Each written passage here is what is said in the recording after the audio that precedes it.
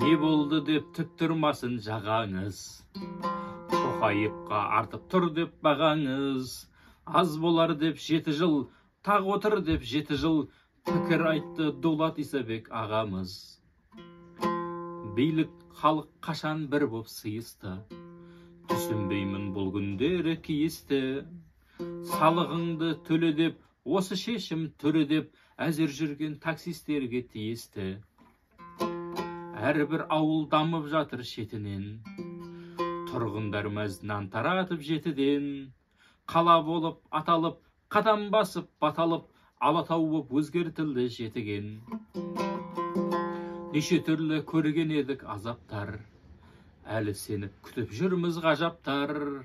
Шетел асып бүгінде сағыныш бар түрінде, жұмыссыз деп қаңғырып жүр қазақтар. Сіздер менің түсінетін жанымды, сіздер үшін саламын ғой барымды.